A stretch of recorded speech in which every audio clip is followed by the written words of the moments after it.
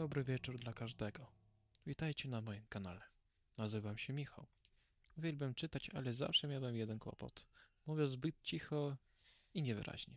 Postanawiam to zmienić. Dlatego założyłem ten kanał, żeby wreszcie zwyciężyć nad swoim cichym głosem i głośno dzielić się z wami moją największą pasją, czyli książkami. Będzie to nasza wspólna podróż, więc proszę o zostawienie w komentarzach książek, które mogę dla was przeczytać i które wam będzie ciekawe posłuchać. Z artystycznym ukłonem Szas otworzył drzwi. W środku było dość pusto, choć to i oczekiwane. Ten dom pełnił funkcje rekreacyjne, a jego rodziny pojawiały się tu nie częściej niż 1-2 razy w miesiącu. Najpierw z Szasem zeszliśmy do piwnicy, a on uruchomił generator. Spojrzał na czujniki i wyłączył go. I co to jest? Zapytałem zainteresowany. A to jest bardzo ciekawa rzecz. Nie było nas tutaj za 3 tygodnie akumulatory jak nowe. Mimo że alarm i kamery były podłączone, ta bateria jest na maksie. W każdym razie pomóż reszcie z jedzeniem. Lodówka jest na lewo od telewizora, a ja na razie będę zajęty. Nie wiedziałem, jak na to wszystko zareagować, więc zawróciłem i wszedłem na górę. Zresztą miałem jedno zmartwienie. Musieliśmy jak najszybciej rozpakować jedzenie z plecaków. Wnosząc wszystkie produktów do lodówki, nie mogłem nie zdziwić się, jak stary był sąsiedni telewizor. Myślę, że mógł być nawet lampowy. Chciałem zacząć kurz, ale ostre porażenie prądem powstrzymało mnie. Nie mogłem powstrzymać styku z bólu. To nie było byle jakie porażenie od wełnianego swetra. Takie wrażenie, jakby tą błyskawicą można byłoby zabić. Co z nim? Włos należał do Marona, którego problemów z powodu własnego bólu od razu nie zauważyłem. Z tą lodówką coś jest nie tak. Już 5. raz poraziło mnie prądem. Dlaczego się martwisz? Co się stało? Podszedł do nas niezadowolony Miksan. Więc krótko opisałem sytuację. To problem z elektroniką. Lodówka i telewizor chcą nas zabić. Znaleźliście kurczę w rolnym. Dobra, chodźmy na strych. Wal z Devlon, już tam są. Razem z pizzą. Gdzie Szas? Zaraz przyjdzie. Sprawdzę sprawność kamer, pewnie. Gdy przyszliśmy na strych, zobaczymy w odległości około 2 metrów od wejścia leżał obrus 5 metrów długi i 2 szeroki, na którego drugim końcu ta dwójka próbowała zapalić zapałkami świecę.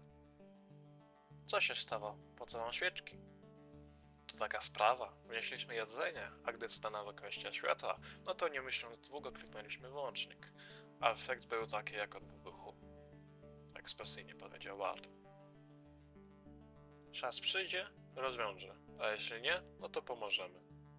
Optymizmowi Marona można było pozazdrościć. A na razie zaczynamy pochłaniać darmowe żarcie i sławić solenizanta.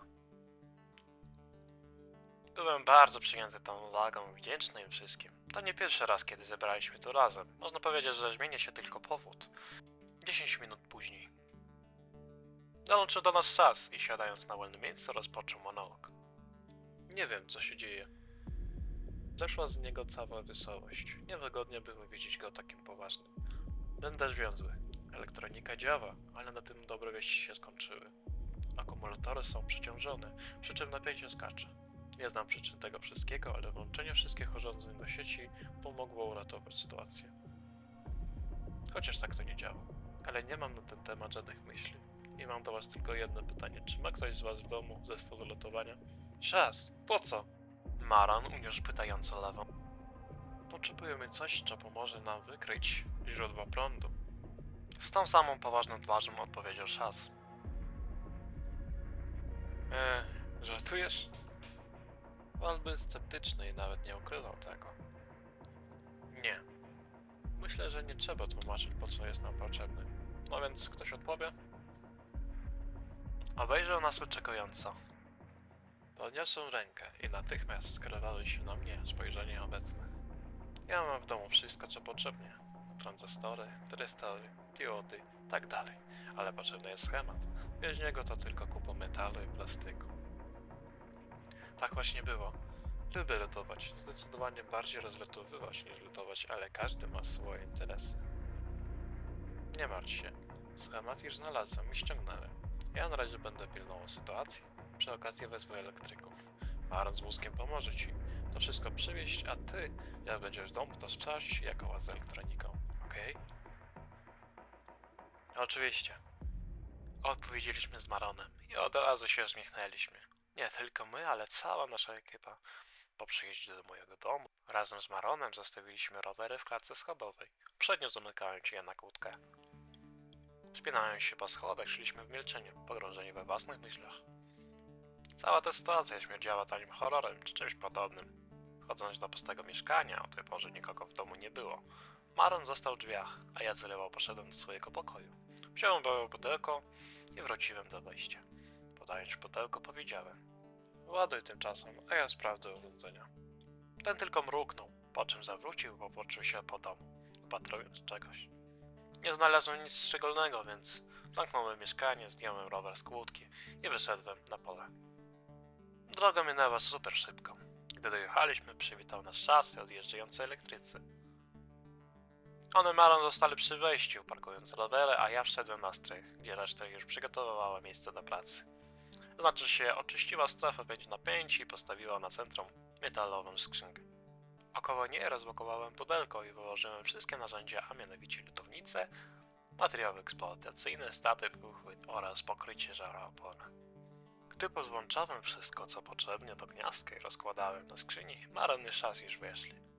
Pierwsze 2 egzemplarze zostały wykonane w 30 minut.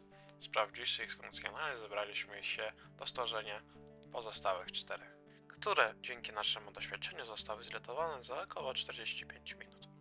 Do tego czasu na dworze był już wieczór. Plus powodu lutowania strych był zadymiony, więc postanowiono przełożyć wszystko na jutro. Jak się okazało, elektrycy tylko rozłożyły ręce. Mój że sprzęt działa normalnie i w ogóle to nie przypadek gwarancyjny. I wymywając ręce, pęknęli w zachód słońca. Pogadawszy na ten temat jeszcze kilka minut, w końcu rzuciliśmy się na pizzę. Atak był skoordynowany, więc nawet fakt, że pizza była zimną, ją nie ratował. A potem rozeszliśmy się do swoich spiworów, stopniowo zapadając w sen. Wyłączając budzik, potrząsnąłem szasy. I we dwójkę weszliśmy na strych. Zaczęliśmy opracowywać plan poszukiwań źródła energii. W końcu uzgodniliśmy, że każdy pójdzie w swój koniec domu z wykrywaczem. I będzie chodził tam i z powrotem. Całą godzinę chodziliśmy, ale nic to nie dało. Zrozumiawszy, że w ten sposób nic się nie osiągnie, przypuszczaliśmy, że źródło jest poza domem. Stając wokół domu, wszyscy poszli w swoim kierunku. Już za 5 minut usłyszałem krzyk: hej ludzie, wykrywacz się spalił. To był krzyk Marona. Poszedł w przeciwnym kierunku, więc ja musiałem wracać. Gdy szedłem, reszta już wróciła. Stłoczyła się wokół drzewa, a mianowicie wierzby. Niczym się nie wyróżniała. Obeszliśmy to miejsce i wyliczyliśmy około 5-metrowy obszar, gdzie mogło być źródło, ale ono jest albo pod drzewem, albo wewnątrz.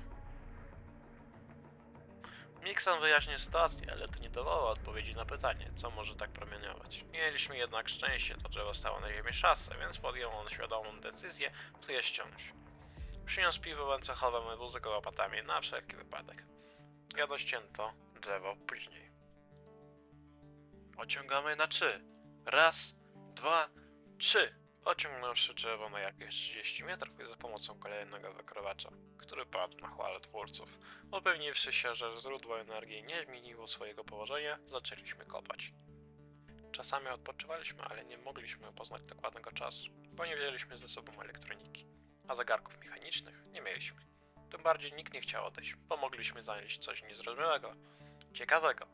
Coś, co w danej chwili było epicentrum zainteresowania naszej grupy. I właśnie w tym momencie łopata dała natknęła się na coś twardego, wydając przy tym charakterystyczny zgrzyt metalu o metal.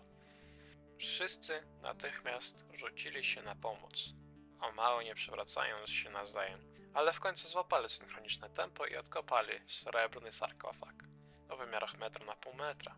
Sarkofag był pokryty ziemią, a w tych miejscach, gdzie jej było mniej, widać był matowy srebrny metal. W tym momencie nasze oczy na moment zapłonęły chciwością, ale napięcie jakby tylko wzrosło, przez co zrozumiałem, że to był błąd. Sarkofag zalczał, zrzucając z siebie resztki ziemi, odsłaniając runiczne symbole, które stopniowo napełniały się błękitem. Z trzaskiem zamek na wieko złamał się, a wieko skoczyło z taką siłą, że ładując na noc Walda, złamało ją. a on sam upadł krzycząc z bólu. W tym czasie światło wokół wstrzażył i pojawiła się mgła, a za skrzynię wychylił się wysuszony starzec. Opierając się skorczoną, kościstą dłonią o burtę sarkofagu, powiedział głębokim, skrzypiastym basem. Ktum tarar, kisatorów. Podnosząc się, starzec obejrzał nas i w czasie, gdy jego ciało zaczęło wypełniać się życiem, kontynuował. Lecz nie ujrzawszy na naszych twarzach żadnej reakcji, podszedł do Walda. Kładąc dłoń na jego czole, wypowiedział po kolei. Serim, enem, mo. W tym czasie Wald rozróżnił się. Jego wzrok zamknął się, a noga zrosła się z przerażającym zgrzytem, pod skrzypiący śmiech starca i zniekształconą mowę w moim języku. Na sekundę jego twarz odbiła grymas, na głowie pojawił się dwuroczny hełm, a oczy błysnęły zielonym płomieniem. Świat wokół zmieniał się na oczach i z ziemi sączyła się mgła w gigantycznych ilościach, wypełniając sobą całą okolicę. Zaczęły przejawiać się sylwetki budynków, szkół. Nie oczekiwano, starzec powiedział. Pierwszą próbą dla was będzie przetrwanie w siedzibie miejscowych drotów, po czym dosłownie kład na plecy zapadają się pod ziemię. Gdy staliśmy nic, nie rozumiejąc, mrok za naszymi plecami zaczął się przybliżać, a cienie w nim skakały coraz szybciej, jakby budząc się z długiego snu. Z zatępienia wyrwał nas krzyk Devla. Szybko, pomóżcie ciągnąć Walda do szkoły. Biegliśmy do przyjaciela. Odciągnęliśmy Walda szybciej niż naciągała mgła z wrokiem, więc przy wejściu do szkoły zdążyli rozejrzeć się. Szkoła była mieszaniną wszystkiego, co dane mi było widzieć w swoim życiu.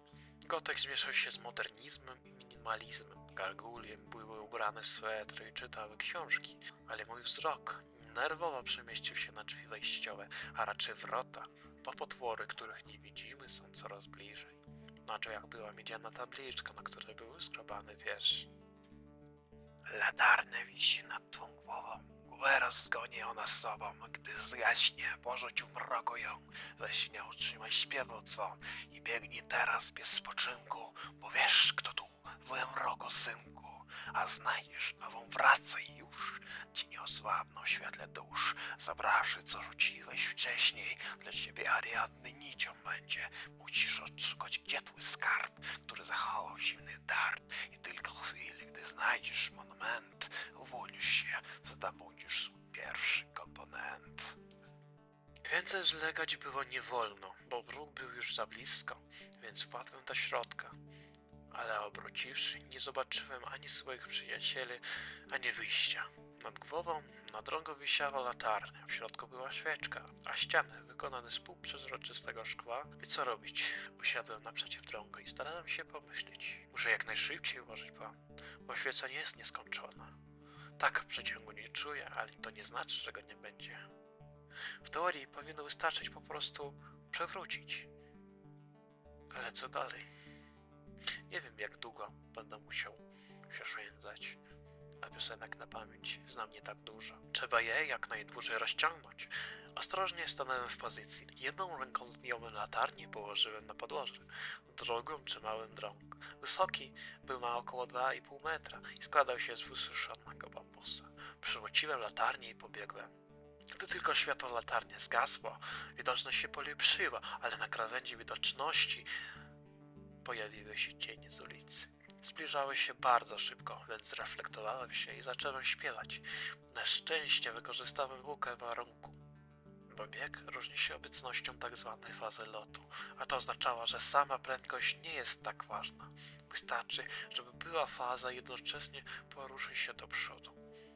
Stworzenia przestały się przybliżać, ale nie odstąpiły i nie oddaliły się. Szedłem drapiąc podłogę końcem kija i już skończyłem śpiewać wiele piosenek, ale moja droga zajęła około 10 minut, zanim ujrzałem znajomy błysk latarni.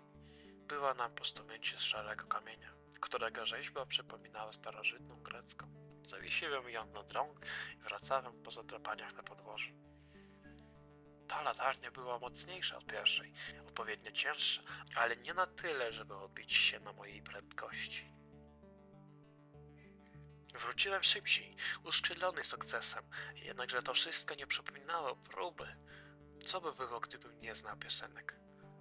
To zbyt jednostronne. Nie wierzę w to. Zdjąwszy szklane ściany ze starej latarni, wyjąłem nieco roztopioną świeczkę. Podpaliłem ją i postawiłem na podłoże. Strumień zimnego wiatru od monumentu powinno odchylić w stronę przeciwną do źródła. Jeśli to nie zadziała, to trzeba będzie podnieść świecę wyżej. Ale na szczęście wszystko poszło zgodnie z planem. W ten sposób dotarłem do monumentu, a mianowicie do bryły przezroczystego lodu w kształcie kropli, wewnątrz której była połowa złamanego i komicznie dużego chińskiego talizmanu. I jak to wyjąć? Mam tylko 2 świeczki. Dobra. Trzeba postawić obie po jednej stronie podstawy bryły, aby gorące powietrze zaczęło topić lód. W tym czasie rękami jednej na przemian będę chronił świeczki przed wodą, a drugą będę pomagał topić. Brzmi logiczne?